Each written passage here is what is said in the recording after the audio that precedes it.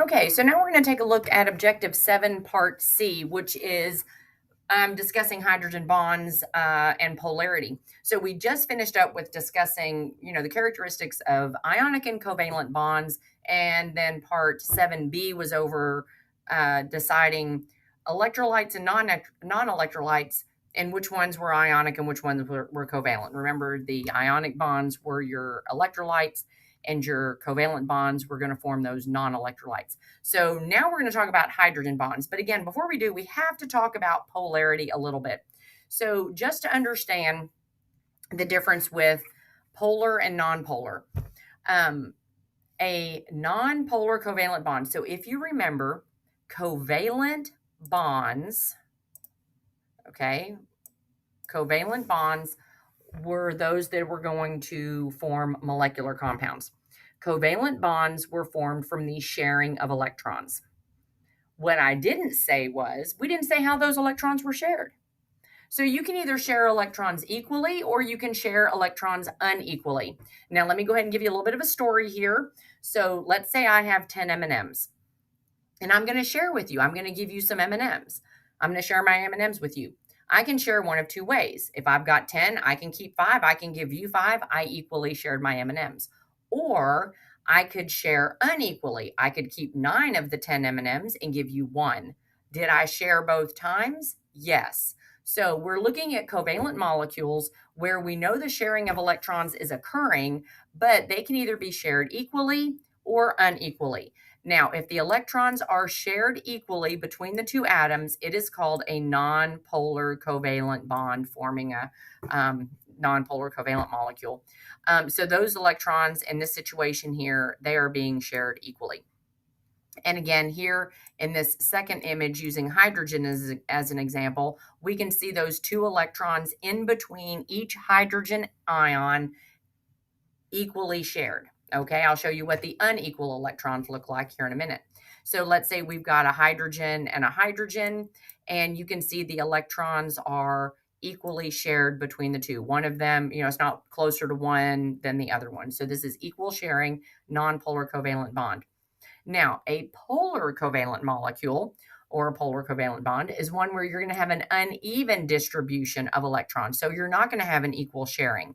Now, this over here is the water molecule that we're looking at. We've got the one oxygen and the two hydrogens. If you look at the location of the electrons, you can see that the electrons are closer to the oxygen than they are the hydrogen. So that's what we're talking about, unequal sharing. The electrons are pulled closer to the oxygen atom in this instance. Same here. So again, oxygen is pulling the electrons closer to itself.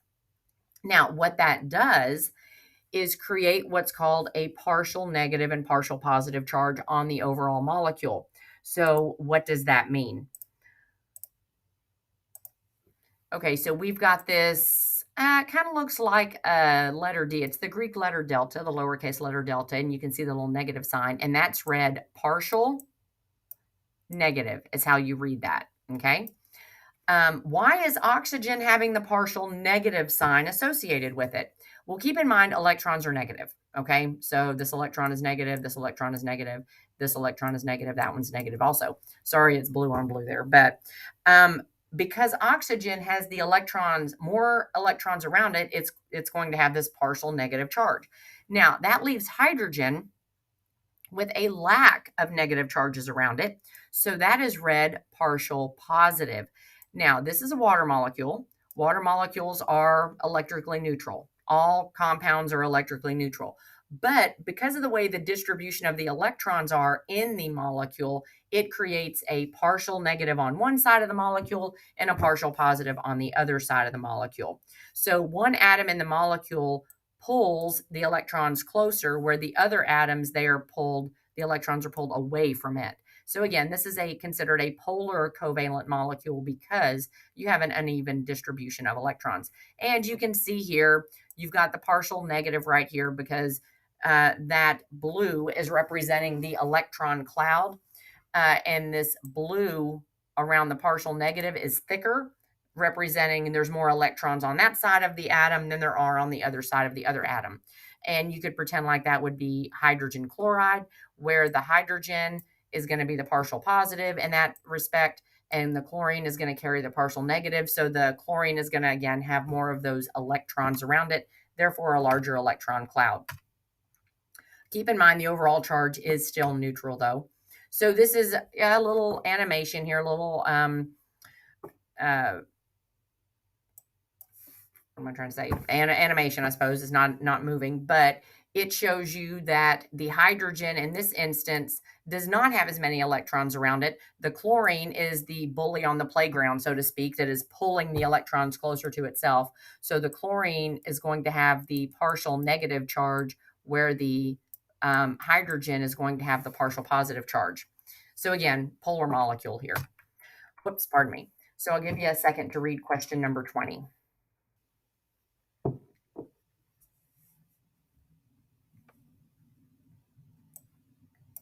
We have equally sharing of electrons, so that is going to be C, a nonpolar covalent. Polar covalent is unequal sharing of electrons.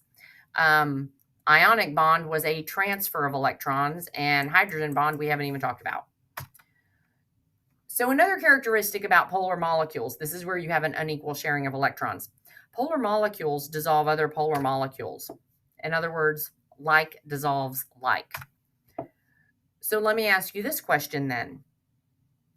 Why do oil and water not mix? Well, we said that water was a polar molecule. We have an unequal sharing of electrons. We said that previously. And by the way, you need to memorize that. I am not going to tell you on the test that water is a polar molecule. Of all the molecules known, the only one you have to know about is water is polar. That's the one you have to have memorized. Now, why won't oil mix with water? Well, if water is polar and we know like dissolves like, that must mean that oil is nonpolar. That's why oil doesn't dissolve in water.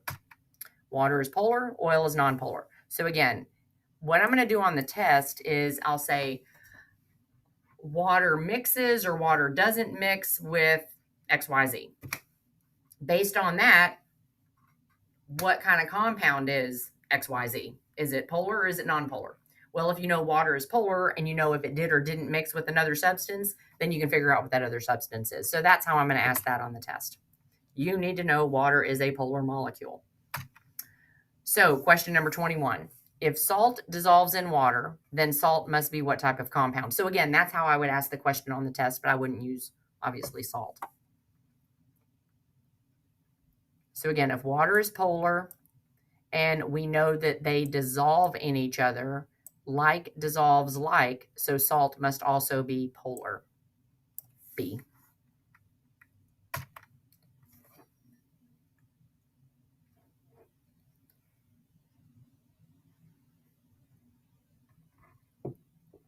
I'm sorry, this is just hilarious to me. That's a polar bear.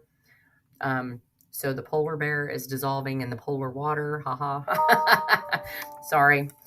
I'll move on now. I did that. That's, I know I say it every time. That's one of my favorite ones. Well, that's another one of my favorite ones. Okay. So now let's transition to, what is a hydrogen bond? Now that we kind of have a little bit of idea about polarity, let's talk about hydrogen bonds. So what you're seeing here are two water molecules. Here's one water molecule, and here's the other water molecule. Now, you can see the positive and the partial positives and the partial negatives because they're in there. And that's due to the fact that water is a polar molecule. We have an unequal sharing of electrons between the oxygen and the hydrogen. What that does is creates a very small, fleeting electrostatic attraction from one water molecule to another. That is represented by a dotted line, which is that hydrogen bond. So anytime you see a dotted line between two compounds, that's representing a hydrogen bond. So a hydrogen bond is very, very weak, weaker than both the covalent bond and the ionic bond. Now, hydrogen bonds hold compounds together. Ionic and covalent hold atoms together to form compounds, okay? But hydrogen bonds hold compounds together. A hydrogen bond exists between, this is why it's called a hydrogen bond, exists between the hydrogen of one compound and the nitrogen, oxygen, or fluorine of a different compound.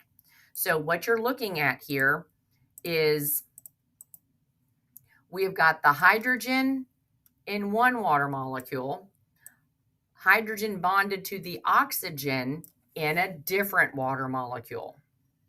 And so again, you can have the hydrogen of one compound bonding to either the nitrogen, oxygen, or fluorine of a different compound. So that's what a hydrogen bond is. So here we have the water molecule again, and we have the hydrogen of one compound bonded to a nitrogen, fluorine, or oxygen of a different compound. Doesn't have to be water. It could be ammonia in that case. Over here in this other picture, we can see that we have got 1, 2, 3, 4, 5 water molecules. And you can see we've got the the oxygen here, which again, you can't really see very well, is bonded to the partial positive of the hydrogen there. We've got the oxygen again, partial bonded to the partial positive of the hydrogen there. We have this hydrogen, partial positive, bonded to the oxygen. We have this hydrogen, partial bonded to a partial negative of another one. So water is unique in that it can hydrogen bond to 4 other water molecules. It makes water have some very interesting properties. And you have seen evidence of hydrogen bonds when you see bugs walk on the surface of water. How do bugs walk on the surface of water? They're taking advantage of those hydrogen bonds that exist. So another thing, I'll back up a slide. If you've ever noticed water beating up on the surface of something, especially waxy, like on a leaf or on a car that's just been freshly waxed, why does water bead up like that? It beads up because water is sticky to itself because of those hydrogen bonds. Another place you're going to see hydrogen bonds, which is what we're going to talk about in chapter 3, is hydrogen bonds hold the DNA molecule together. Now, DNA is double-stranded. So, and you're looking at this double-stranded DNA molecule. You've got one strand right here, and you've got one strand right here.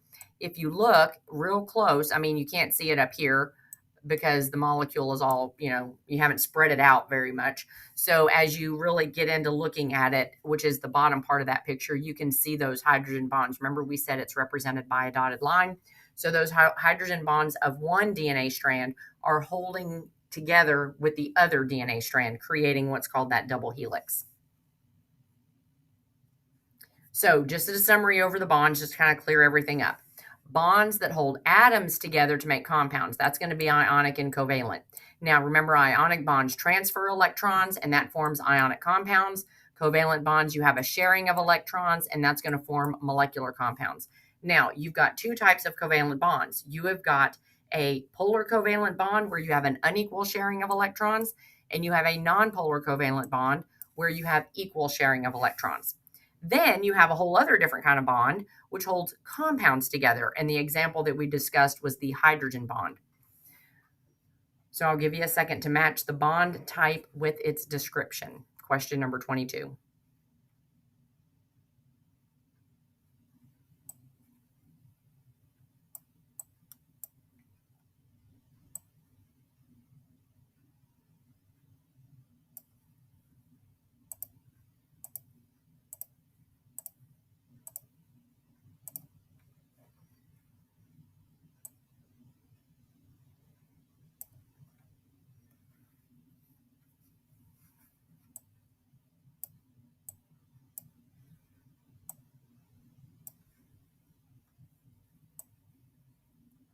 Okay, so you should have gotten C, B, A, D for question 22.